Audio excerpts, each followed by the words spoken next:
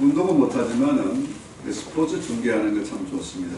축구라든지, 그다음에 옛날에는 참 야구 좋아했는데, 프로야구 처음 한국에 입학했을 때 좋아했는데, 그 중에 또 이렇게 보면은 그 실현 있지 않습니까? 한국 고유의 스포츠, 민속 경기죠.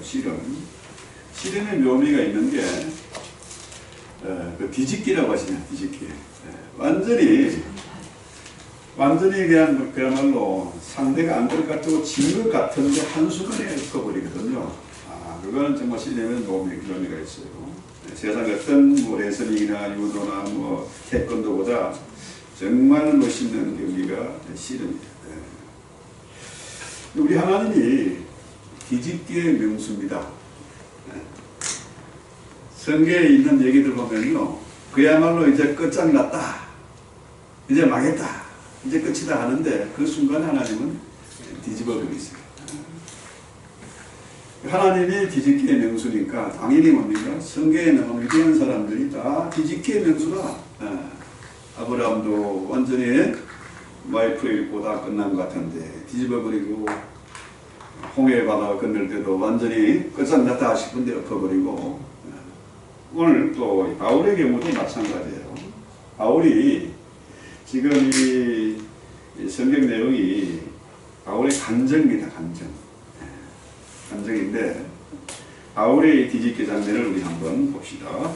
에베소 1장 12절로 18절, 빌립보 1장 12절 18절, 천천히 한번 같이 읽어봅시다. 형제들아 내가 당한 일이 도리어 복음 전파의 진전이 된 줄을 너희가 알기를 원하노라. 이러므로 나의 매임이 그리스도 안에서 모든 시대함과 그 밖에 모든 사람에게 나타났으니 형제 중 다수가 나의 매임으로 말미암아 주 안에서 신뢰함으로 그것이 하나님의 말씀을 담대히 전하게 되느니라. 어떤 이들은 투기와 분쟁으로 어떤 이들은 착한 뜻으로 그리스도를 전파하나니 이들은 내가 복음을 변증하기 위하여 세우심을 받은 줄 알고 사랑으로 하나 그들은 나의 매임에 괴로움을 더하게 할 줄로 생각하여 순수하지 못하게 다툼으로 그리스도를 전파하느니라. 그러면 무엇이냐 진리로 하나 참으로 하나 무슨 방법으로든지 전파되는 것은 그리스도니 이로써 나는 기뻐하고 또한 기뻐하리라. 이것이 너희의 간구와 예수 그리스도의 성령의 도우심으로 나를 구원의 길을 할 줄을 아는 거로 나의 간절한 기대와 소망을 따라 아무 일이든지 부끄러워하지 아니하고 지금도 전과 같이 온전히 담대하여 살든지 죽든지 내 몸에서 그리스도가 존귀하게 되게 하려 하나니 이는 내가 사는 것이 그리스도니 죽는 것도 유익함이라. 네. 자 여기서 바울이 당한 일, 내가 당한 일 그러죠. 내가 당한 일이 뭘까요? 이런 바울이 당한 일이 지금 뭡니까? 가장 심각한 문제가 매임이라고 하잖아요. 매임. 어디에 매였습니까? 감옥에, 옥에 갇힌 거죠. 내가 당한 일이 도리어 복음 전파의 진전이 된 줄을 너희가 알기를 원한다. 한 바울이 간절히 원하는 게 뭐냐? 내가 지금 옥에 갇혔어. 하나님의 복음이 전파되는 것을 방해하는 세력들이 나타나는 것이고, 그죠? 그것 때문에 사람들이 야 큰일 났다 이렇게 두려워하고 있는데 바울은 뭐라 그래요? 내가 당한 일, 메인 일이 그죠? 복음 전파의 진전이 됐다. 자 빌립보 교회 성도들 뭡니까? 자기들의 목사가 지금 감옥에 갇혔으니까 큰일이란 거예요. 이제 이 교회를 어떻게 할 것이냐? 하나님의 복음이 방해를 받지 않느냐? 그렇게 하는데 내가 당한 일이 오히려 뭡니까? 복음 전파의 방해가 아니고 뭐라 그래요? 진전이 됐다. 참 놀라운 말씀이죠. 그러니까 나는 빌립보 교회 모든 성도들이 알기를 간절히 원하는데 내가 매여있지만 이게 끝난 게 아니고 이것 때문에 손해보는 것이 아니고 오히려 복음 전파의 진보가 됐다. 이 얘기를 하는 거죠. 그러니까 바울이 당한 일은 분명히 로마의 감옥에 갇힌 일인데 빌립보 교회 사람들은 뭡니까? 지금 걱정하는 겁니까? 빨리 석방이 됐으면 좋겠다. 그죠? 빨리 나와야지. 그래야 우리가 자유롭게 복음을 전파하고 바울의 가르침을 받아 더 힘있게 일을 할 텐데 여기에 관심이 많아요. 혹시 바울이 여기서 내일다가 자칫 사형 언도를 받을 수 있다. 그죠? 그렇지 않겠습니까? 지금 바울이 전하 복음 전파할 이 시기는 뭐냐? 주가 누구예요? 주. 그 당시에 주는 누굽니까? 로마 시대에 황제지, 황제. 로마의 황제. 황제가 주라. 하나님이라. 그죠? 황제가 신입니다, 신. 그런데 바울의 주는 누굽니까?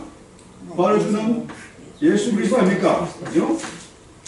예수님이 나의 주인이라. 바울이 전한 복음은 황제가 주가 아니고 예수님이 나의 주인이라. 나의 하나님이라. 이러니까 어떡해요? 여기서 자칫 죽을 수 있잖아요. 황제가 사형 언도를 내릴 수 있습니다. 그죠? 그러니까 여기서 복음의 진전이다. 이게 말하는 것이 아니고 매임이 오히려 진전이다. 이 진전이라는 말이 뭐냐면은 쉽게 말해서 그런 겁니다. 진전은 이것 때문에 끝나는 게 아니고 완성을 향해서 점점 더 앞으로 나간다는 거죠. 그래서 이 진전이란 말은 완성도 되고 성공도 되는 그런 말입니다. 그러니까 우리 지난번에 추장로님이 무릎 다쳐가지고 수술했지 않습니까? 발목 다쳐서 수술했는데 이게 발목 수술했는데 여러 가지 모든 게 여러 병이 같이 나와버렸어. 그야말로 완전한 치료가 됐다 이거야. 완전한 치료. 그러니까 진전이란 말은 치료란 말도 돼. 완전한 치료. 그죠? 성공. 이래 되는 거죠. 인간적으로 생각하면은 감옥에 gat혀서 내가 죽을 수도 있고 자유를 잃어버리고 답답하고 기가 막히잖아요. 그죠? 그런데 이 일이 망한 게 아니고 끝난 것도 아니고 오히려 성공이고 완전한 치유가 된다. 이런 얘기입니다. 그러니까 여러분 그 당시에 로마 사회가 어떤 사회입니까? 우리가 흔히들 모든 길은 로마로 하잖아요. 그러니까 모든 길은 로마로 통한다. 이 뜻이 뭡니까? 그 당시 로마의 군대도 그 있지 않습니까? 공병대는 뭘 하는 사람들입니까? 길을 닦기도 하고 진지를 만들기도 하고 막사를 짓기도 하고 그런 거 아닙니까? 로마의 그 당시 기술이 길 닦는 데 선수들이라. 왜? 길을 닦아놔야 군수물자도 가고 그 당시 전차는 마차가 끄는 전차입니다. 전차도 다닐 수가 있고 그죠? 세금도 그녀들이고 그러니까 로마가 길을 닦으면은 그 지역이 로마 땅이 되는 거야.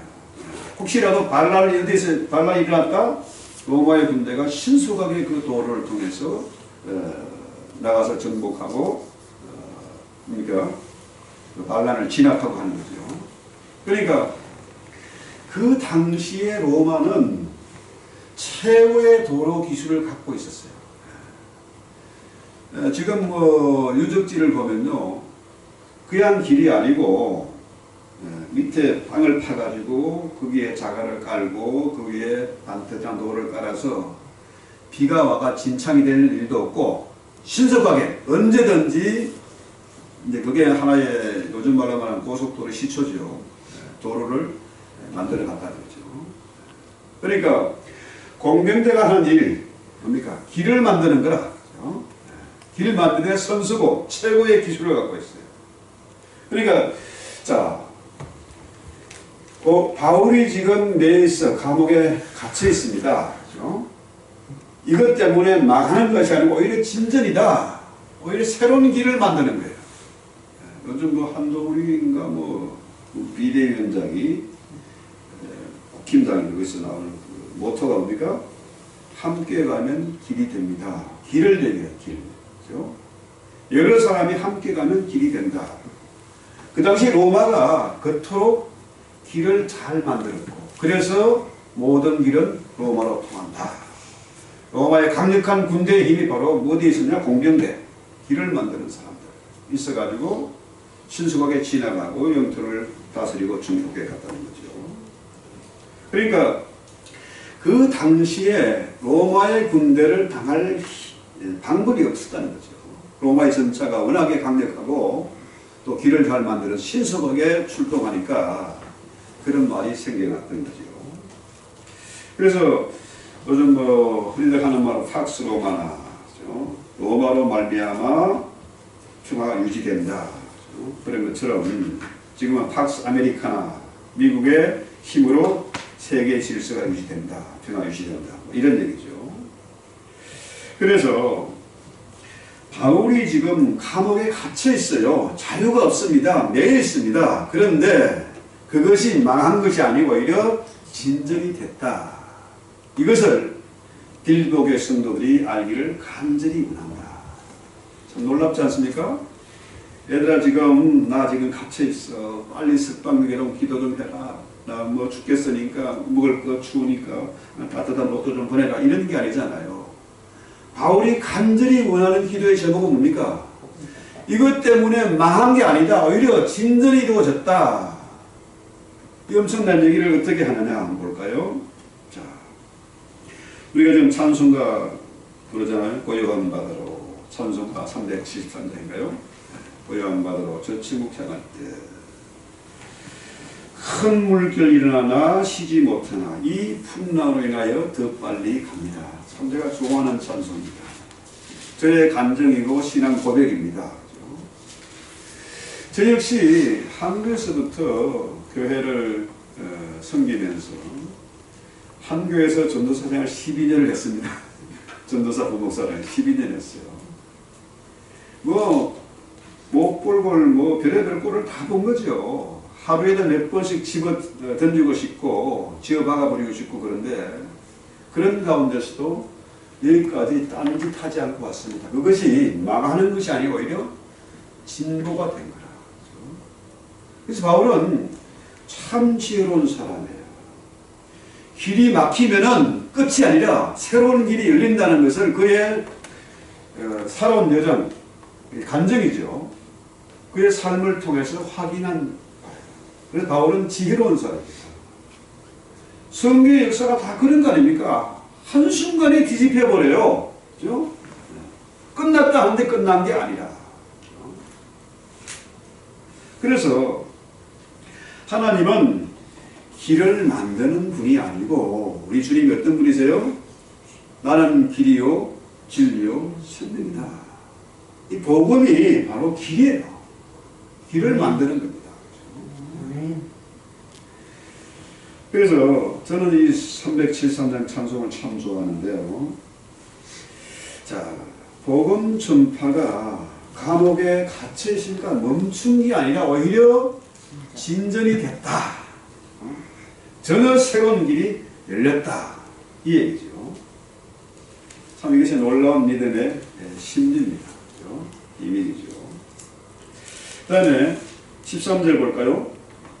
이러므로 나의 매임이 그리스도 안에서 모든 시대 안과 그 밖의 모든 사람에게 나타났으니 있어요.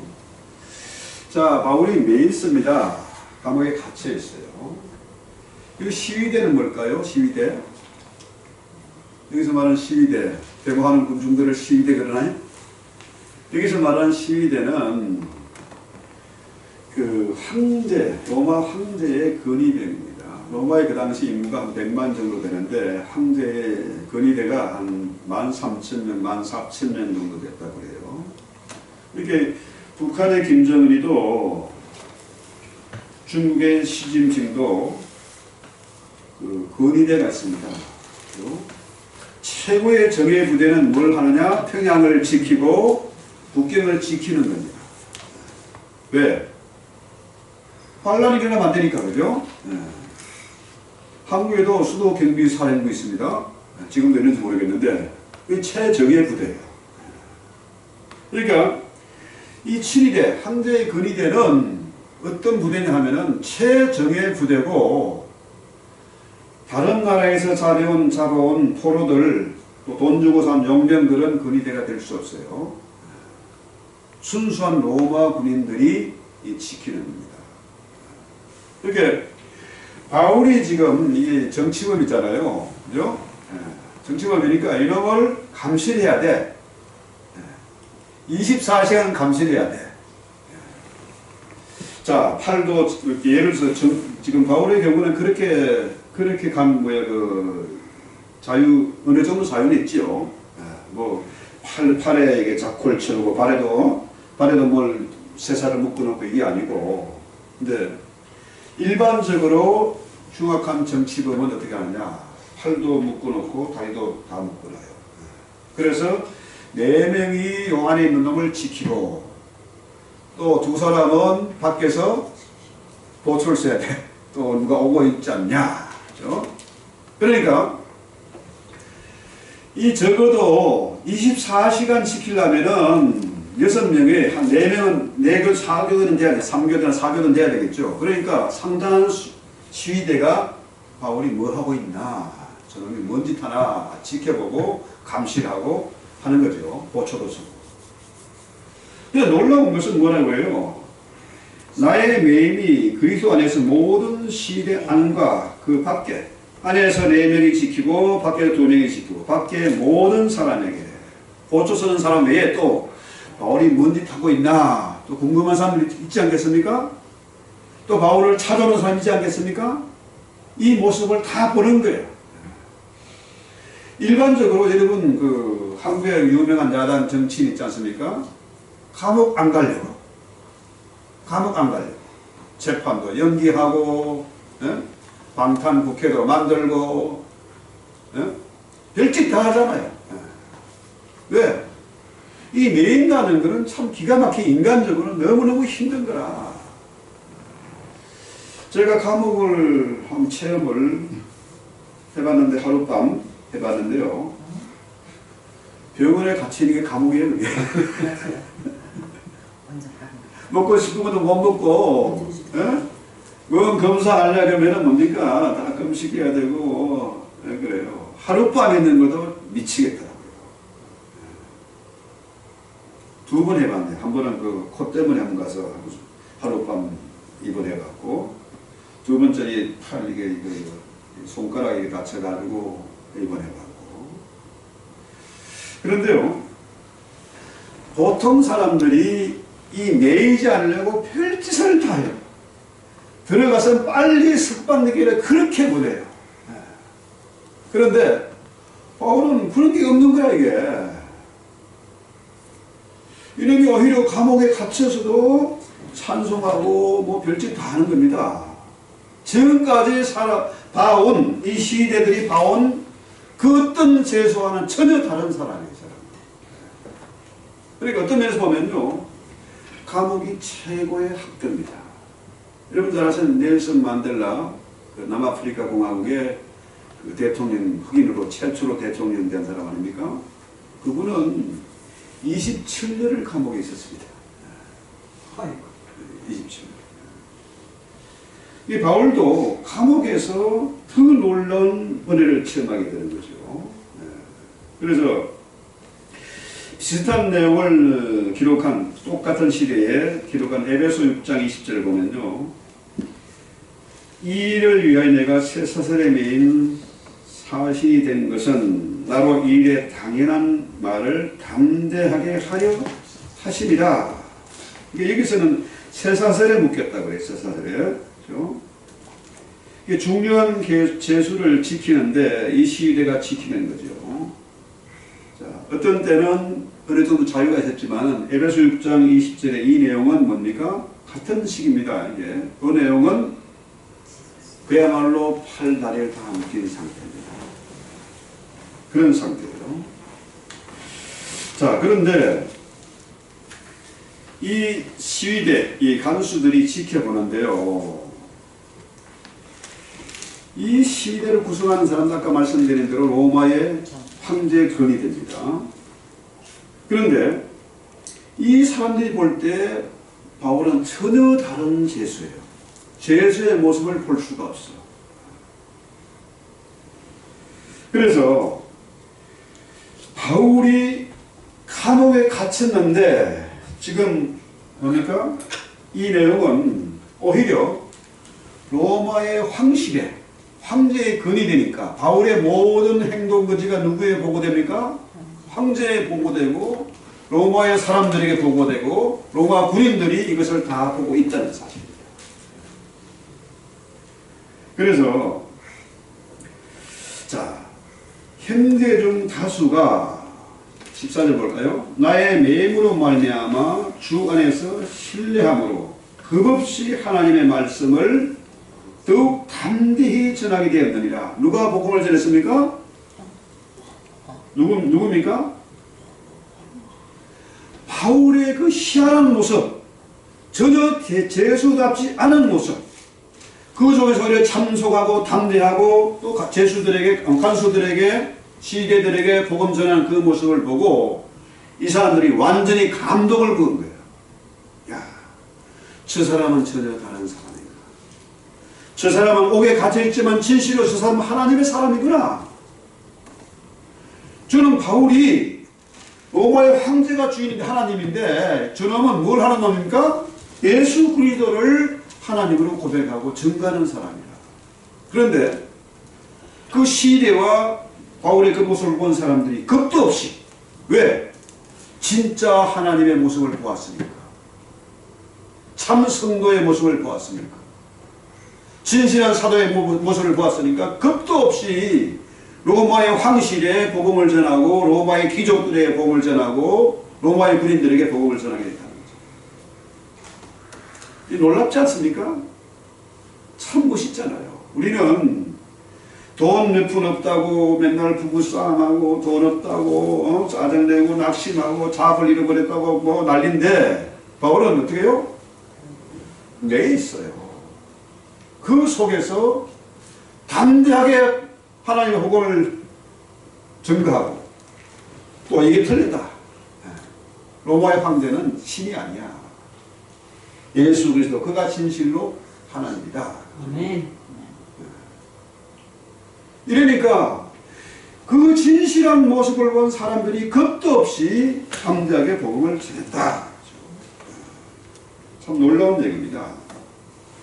우리 성도의 모습이 적어도 목회자가 되고 성도가 됐다. 우리 아카페 교회에 집사가 되고 장로가 됐다. 그러면요, 우리의 모습을 다시 한번 점검해 봐야 됩니다. 그래서 자, 여러분 그 부흥회 같은데 아니면은 무슨 뭐 초청잔치 이런 거 있지 않습니까? 성도 한 사람 얻기 위해서 초청잔치하고 상품도 걸고 뭐 경품도 걸고 뭐 음식 장만하고 난리 그러지 않습니까? 유명한 가수도 초대하고 하지만요, 어떤 면에서 보면은 바울이 지금 감옥에 갇혀 뭐 하는 겁니까? 진짜 부흥회를 하는 거예요. 초청 집회를 하는 겁니다. 바울의 이 모습을 보고 시대와 찾아온 많은 사람들이 겁도 없이 죽을 줄도 모르고, 그죠? 이건 반역이고 사형 아닙니까? 사형? 그런데 바울의 이 모습을 보고 겁도 없이 담대하게 복음을 전했다. 그러니까 그동안의 황제의 위험, 그 권력 앞에서 숨죽이며 지내던 사람들이 겁도 없이 생명 걸고 복음을 전했다. 담대하게 전했다. 그러니까 자, 어떤 사람들은 이 모습을 보고 시기하는 사람도 있을 것이고, 저놈들은 미친놈들이 돌았구나. 바울이 미친놈인데 저 미친병이 다 전염병처럼 막 퍼져나갔구나 이렇게 생각하는 사람도 있겠죠. 그래서 15절 보면은 어떤 이들은 투기와 분쟁으로, 어떤 이들은 착한 뜻으로 전파한다. 그렇죠? 자, 여기에 로마의 교회가 원래 바울이 가기 전에 로마에 그리스도인들이 있었잖아요. 로마 교회가 이미 있었습니다. 바울이 가서 처음으로 세운 교회를 개척한 게 아니고 로마에 그리스도인이 있었다. 그렇죠? 그런데 자, 어떤 이들은 투기와 분쟁으로, 어떤 이들은 착한 뜻으로 하면은요, 바울이 원래 사도가 아니잖아요. 사도는 예수님을 따라서 3년간 가르침을 받은 사람들이 사도잖아요. 바울은 3년이 아니라 석 달도 아니고 3일도 주님에게 가르침 받은 적이 없어요. 그러니까 언제나 바울이 걱정하고 자기가 먼저 이게 바울서신을 쓸 때에 자기가 사도인 것을 가장 먼저 강조를 해요. 그리스도의 사도된 나 바울은 이렇게 시작하죠. 그런데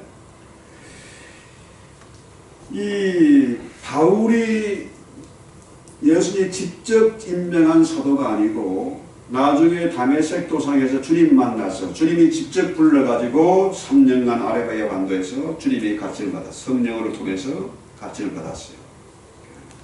그러니까 사람들은 이 바울의 이 비밀을 몰라요.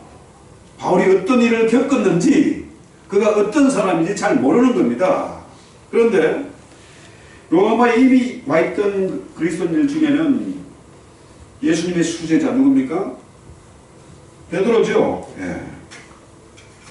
베드로가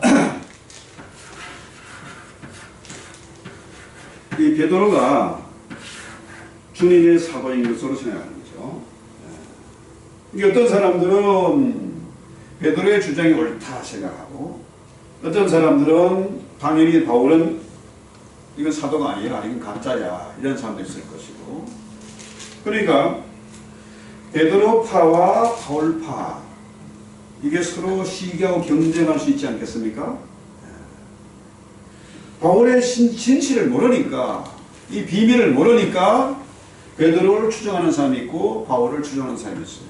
뭐 나중에 또 무슨 또 다른 그리스도판이 무슨 판이 있지 않습니까?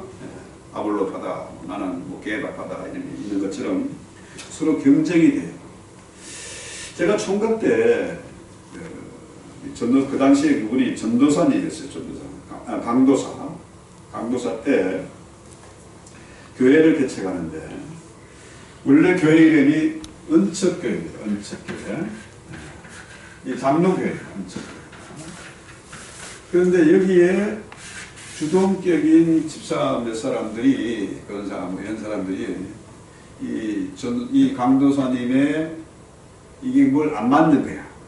자기들 뜻대로 안 되니까 배척을 하기 시작했어요. 그러니까 이분이 교회를 이제 우리 고향 마을에, 우리 동네에 교회를 개척을 했어요. 은척 중앙교회라고, 은척 중앙교회라고. 은척 중앙교회를 세웠는데, 희한하게 그 당시에 개척을 할 때 돈이 없지 않습니까? 그런데 놀랍게 한 사람이 땅을 교회에다 기증하겠다 했어요. 이게 그 중고등학교에 있는 그 큰 길 옆에 또 농촌 지도소가 있는 그 땅이 바로 옆에 땅을 기증해가지고 거기다가 이제 텐트를 쳤습니다. 천막을. 이 천막이 뭐 좋은 천막이 아니고 비 올 때 그 지붕 무너지면 씌우는 그 파란 그 비닐 있지 않습니까? 그 천막을 쳤어요. 큼직하게. 큰 돈 안 드니까 아주 높단하게 큼직하게 했어요. 근데 문제는 봄에는 괜찮았는데 여름이 되니까 이게 완전히 온실이다, 온실. 그래서 기도하는 가운데 그 당시 이제 그 서울 서교회 그 장로님이 에어플랜스 그 지점장이 있는데, 플란스 항공에 그분이 이제 좀 도움을 좀 해가지고 교회 예배당을 총각 때 건축을 했습니다.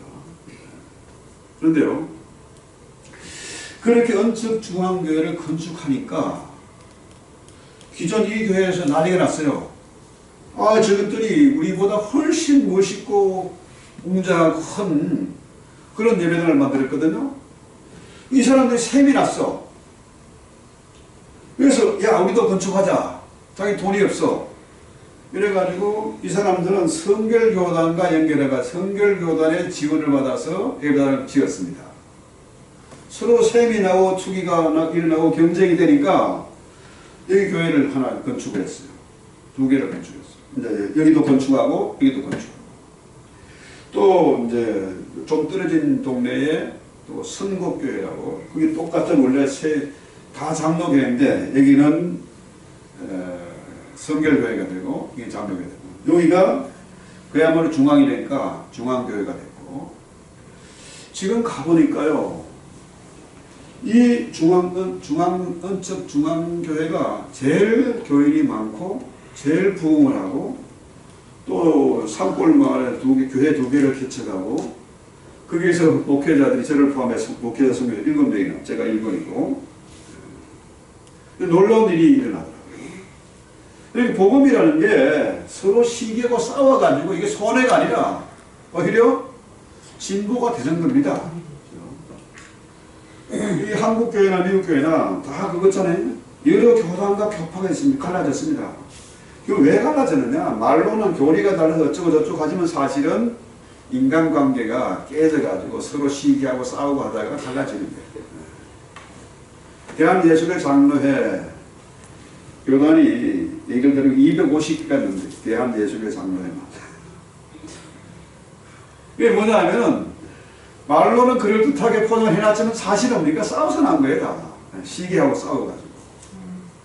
이렇게 보면은 자, 어떤 사람은 투기와 분쟁으로, 어떤 사람은 착한 뜻으로 있는데요. 자, 바울이 그 당시에 발목을 잡았던 게 뭐냐? 아까 말씀드린 그 사로직에 관한 거였습니다. 그러면 시기 장로도 시기하고 질투하는 것도 하나님이 그렇게 좋게 사용을 한다? 아까 말씀드렸잖아요. 그건가요? 이 풍랑 인해서 더 빨리 갑니다. 복음은 더 빨리 전파되는 거예요. 성경의 비밀이 그거잖아요. 모든 것이 합력해서 선을 이룬다. 완전히 손해보고 망한 것 같은데 그것 때문에 망한 것이 아니라 오히려 합력해서 선을 이루게 된다. 이게 하나님의 지혜죠. 그래서 바울을 반대했던 사람들은 바울이 감옥에 갇혔으니까 이제 열시구나 됐구나 이제 우리 세상이다 하면서 열심히 복음을 전파했고, 그 다음에 또 뭡니까? 바울을 사도로 믿는 사람들은 어떻게 해요? 바울이 감옥에 갇혀 있으니까 더 열심히 기도하고 또 복음을 전파하게 되고. 그래서 16절에 보면요, 그들은 내가 복음을 변증하기 위하여 세우심을 받은 줄 알고 사랑으로 하나. 이렇게 15절에 착한 뜻으로 그리스도를 전파하는 사람들이 바로 뭡니까? 사랑으로 하는 사람들이죠. 그러니까 이 바울이 법정에서 이제 감옥에 갇혀 구속 수사하는 거죠. 구속해놓고 이제 재판 불러내죠. 바울이 재판정에 가서도 조금도 기죽지 않고 뒤굴하지 않고 당당하게 하나님의 나라의 복음을 변론하는 걸 보고 감동을 받죠.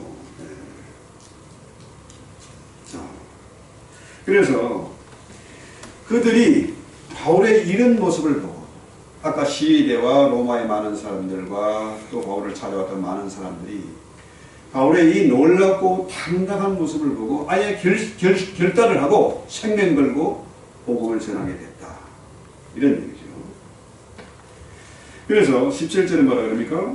그들은 나의 매임에 괴로움을 더하게 할 줄로 생각하여 순수하지 못하게 다툼으로 그리스도를 전파합니다. 그들은 누굽니까? 15절에 투기와 분쟁으로 그리스도를 전하는 사람들이죠. 자, 이 사람들은 로마 교회의 지도자나 그에 상하는 사람들일 것이다. 어쨌거나, 자, 이 속에서도, 그죠? 바울이 로마에 도착하기 전에는 존경하고 칭찬했던 그런 사람들이 바울이 도착하고 나서는 뭡니까? 이 바울이 틀렸다. 바울이 감옥 가니까 틀렸다. 정명하게서 발버둥을 쳤을 것이다.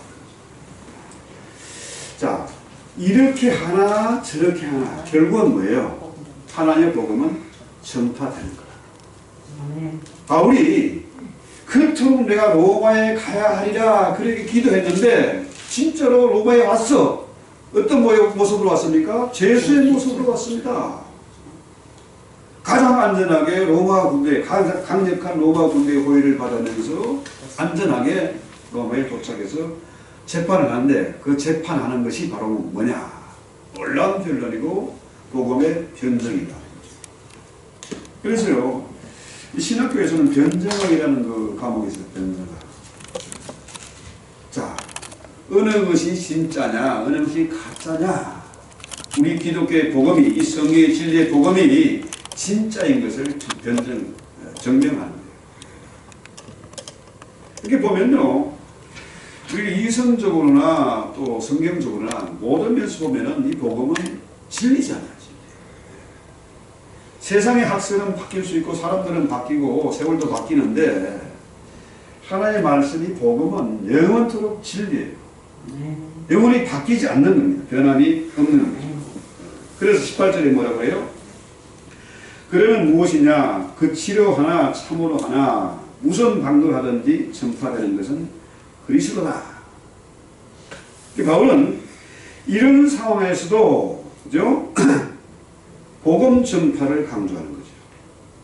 자, 이런 모양으로 전파되든지 시기하고 경쟁을 하든지 좋은 뜻을 하든지 어느 경우든지 뭐 싸우고 갈라지든지 어느 경우든지 그리스도의 복음이 전파되는 것을 나는 기뻐한다. 이런 얘기죠. 그래서 바울이 감옥에 갇혔을 때 두 종류의 사람들이 있었을 겁니다. 자, 그리스도를 전하는 면에서는 동일한데 그러나 그 속을 보면은 똑같지 않죠. 동일하지 않습니다. 그러나 방법이 어떠하든지 바울은 그리스도가 전해지는 것을 기뻐했다. 그래서 우리는 자, 어떤 방법이든지 뭐 취해도 된다 이런 것은 아니지만은 우리의 중심이 달라야 되겠다. 어느 경우든지 우리가 복음을 변증할 수 있는 그런 실력이 있고 진실하고 믿을 만한 사람이 되어야 되겠다는 거죠. 그래서 19절에 이것이 너희 간구와 예수 그리스도의 성령의 도우심으로 나를 구원에 이르게 할 줄을 아는 거로 했어요. 자, 이 구원은 옥에서 풀려나는 것, 완성을 향해 가는 성화, 그리고 죽음 후에 하나님 앞에 서는 것, 이 모든 것을 포함하는 거죠.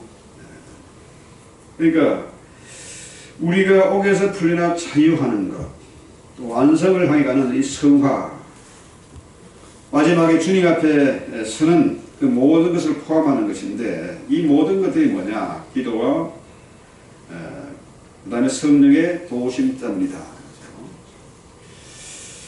이게 뭐 제가 아까 컴퓨터에 해놨던 게 뭐 날짜 이게 글자가 아주 작아가지고 지금 고생을 좀 하고 있습니다. 그런데 자 20절 아니 19절을 다시 한번 볼까요?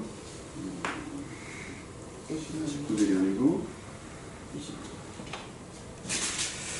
우리가 저도 이제 목회를 오랫동안 경험하면서 참 반가운 말, 또 행복하게 해주는 말이 있는데 뭐냐면 기도한다는 말이죠. 당신을 위해서 기도하고 있습니다.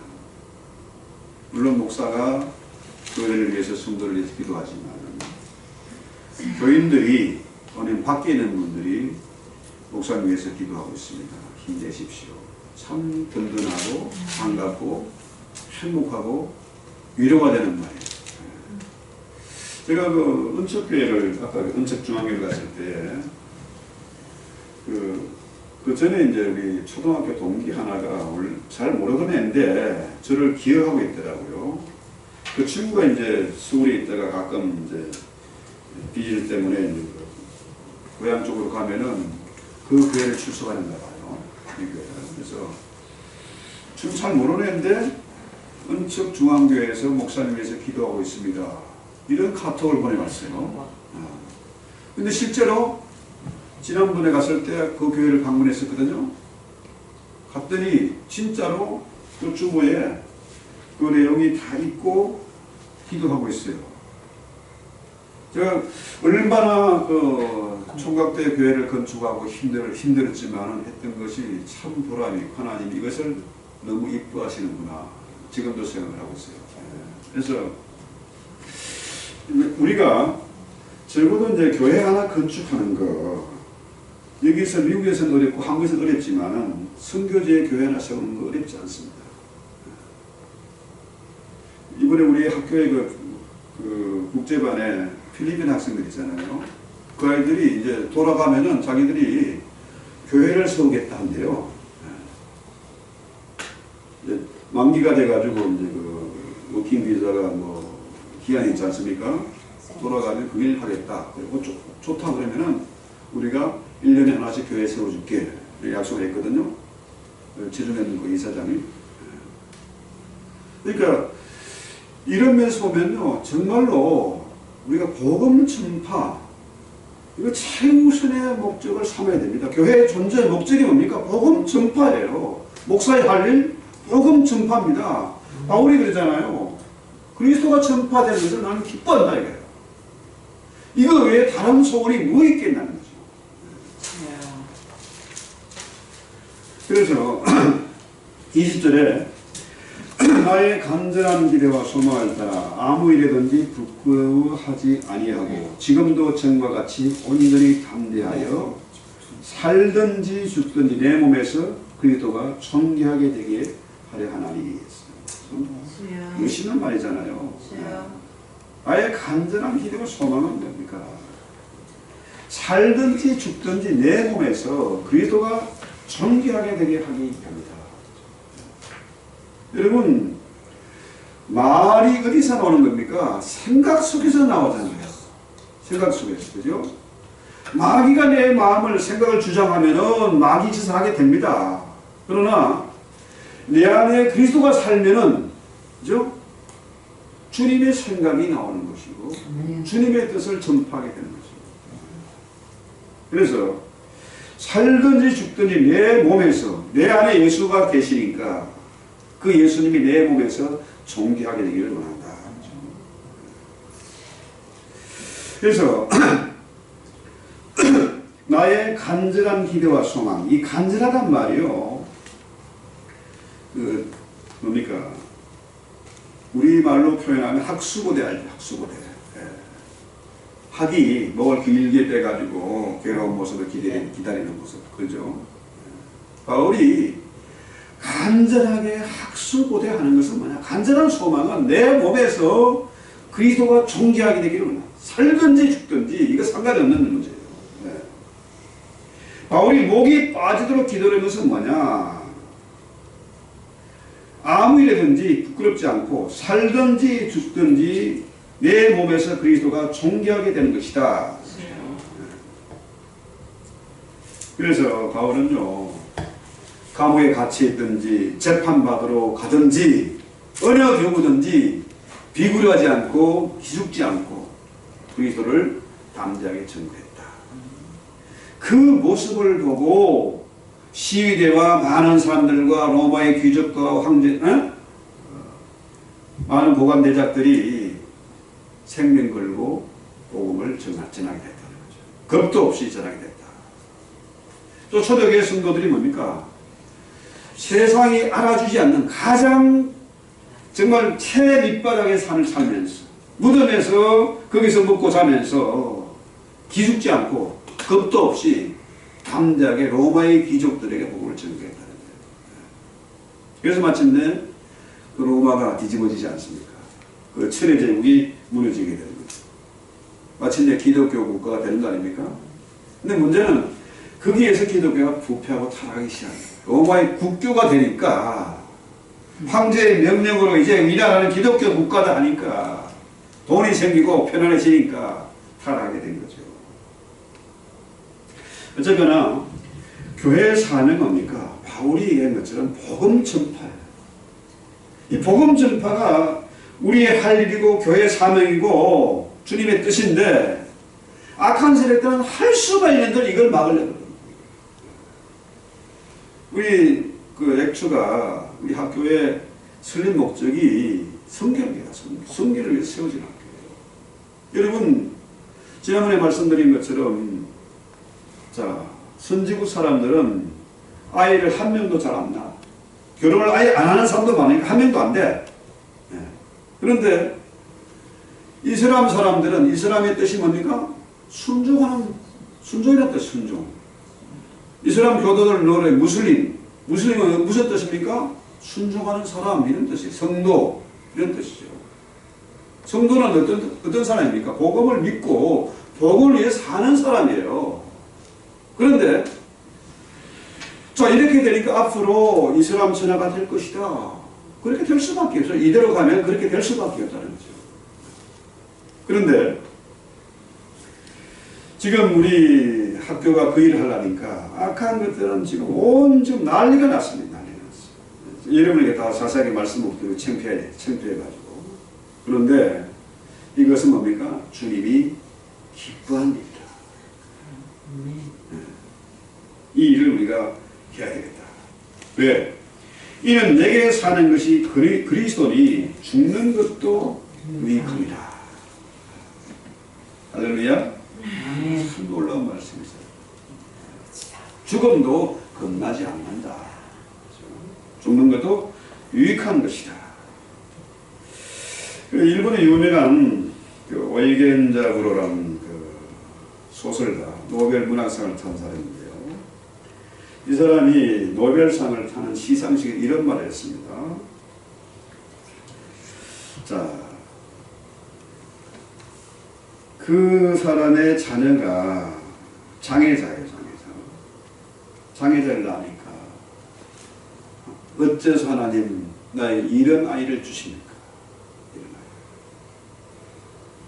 아이. 너무너무 고민하고 낙심하고 막 울부짖었는데 이분의 얘기가 뭐냐면은 이 아이, 그 아이 이름이 히로키입니다.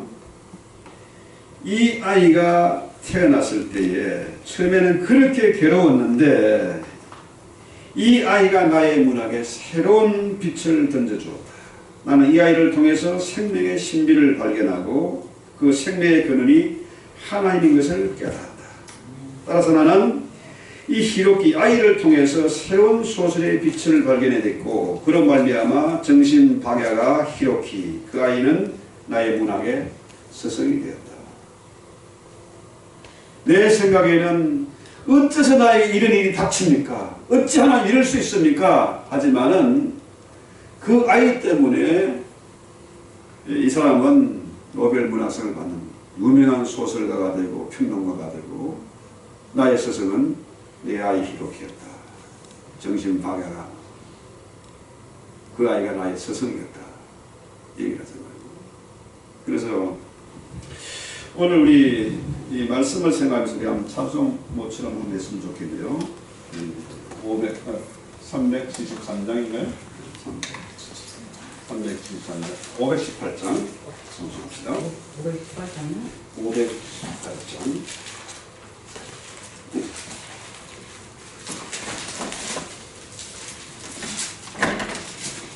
기쁜 소리 들리니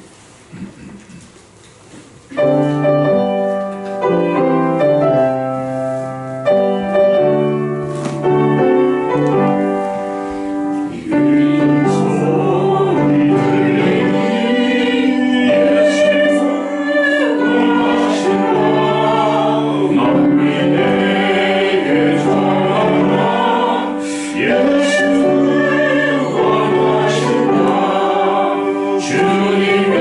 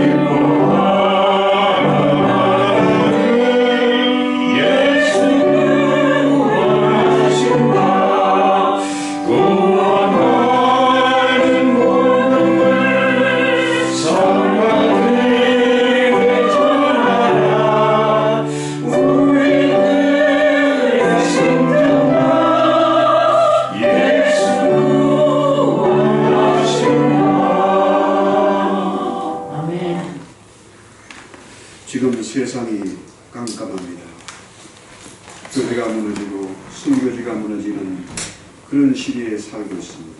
심지어 믿는 자들조차도 교회를 떠나고 참으로 많은 사람들이 어려움을 겪고 있습니다.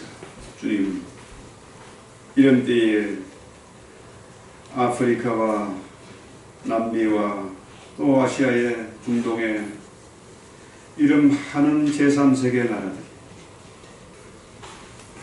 그 속에서는 놀라운 신앙의 부흥이 일어나고 있는 것을 우리가 매체를 통해서 똑똑히 확인하고 있는 바입니다. 주님, 저들이 예수를 바로 알지도 못하고 제대로 공부도 하지 못하지만 서방교회와 한국교회가 무너지고 나니까 저들이 앞으로 교계의 지도자가 되고 총회의 지도자가 되고 연합의 모든 지도자가 될 수밖에 없는 그런 안타까운 현실입니다. 주님, 이 마지막 시대에 우리가 맡은 사명 감당하게 하옵소서. 마지막 시대에 남은 자로서 사명 감당하게 하옵소서. 온 누리의 열방에 하나님의 진리의 복음을 전파할 수 있는 그런 증인들이 되게 해 주시기 원합니다. 이 바로의 바울의 놀라운 고백, 참으로 그의 간절한 기도의 소원이 복음이 매이는 것이 아니라 이것이 오히려 진보가 된다는 사실을 알기를 간절히 원한다고 고백했고, 살든지 죽든지 내 안에서 예수가 살기 때문에 그리스도가 존귀하게 되기를 원한다고 고백한 것처럼 네 안에 사시는 예수, 나와 함께 하시는 그 예수님 때문에 내 생각이 바뀌고 기도가 바뀌고 우리의 인생이 바뀌는 그런 체험을 할 수 있도록 주여 도우시옵소서. 아멘. 다시 한번 결단하게 하옵소서. 다시 한번 주님의 그 놀라운 복음을 가지고 우리 삶이 변하는 그런 은혜가 있게 해 주시옵소서. 아멘. 예수님의 이름으로 기도했습니다. 아멘. 하늘에 계신 우리 아버지여, 이름이 그렇게 여김을 주시오며 나라가 없으시며 뜻이 하늘에 같이 땅에서도 이루어지이다. 오늘날 우리에게 양식을 주옵시고 우리가 우리의 죄인들을 사하여 준 것 같이 우리 죄를 사하여 주옵시고 우리를 시험에 들게 하지 마옵시고 다만